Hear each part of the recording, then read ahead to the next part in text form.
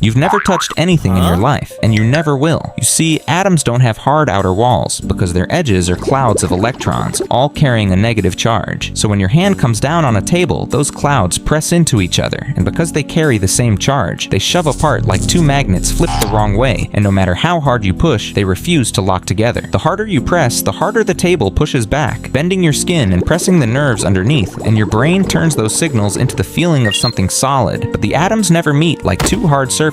The same thing happens with every phone you hold, every hand you shake, and every person you hug. So each time you reached for something, you were really feeling a force push back, which means technically you've never touched grass, and no one has ever actually touched you. A man robbed 2 banks with no mask because he was sure the lemon juice smeared all over his face made him invisible to the security cameras. You see, lemon juice is a real invisible ink, so when he tested it by snapping a Polaroid of himself, his face didn't show up in the photo, and that was all the proof he needed. So he walked in broad daylight, pointed a gun at the teller, waited calmly while the cash was counted, and strolled right past the cameras, certain they couldn't see him. But that night, his face was all over the news. He was in handcuffs within the hour, and when detectives sat him down and played him the footage, he didn't get angry and he wasn't lying. He just stared at his own face on the screen, genuinely unable to understand how the camera had caught him, and all he said was, "But I wore the juice." She'd been blind for over 20 years, and then she tripped on a tile in her own home, wrecked her neck, and went in for surgery to fix the pain. You see, a car crash had stolen her sight 2 decades earlier, but she never sat still in the dark. She taught herself to paint. She even went skydiving blind, and she made her peace with never seeing again. So when the surgeons opened her neck, nobody touched her eyes, and yet when she woke up, she looked at the niece beside her bed and said, "Lady with all that purple on you, come here." And it took the whole room a second to realize she could see the purple at all, because she'd never been able to see color, not even before she went blind.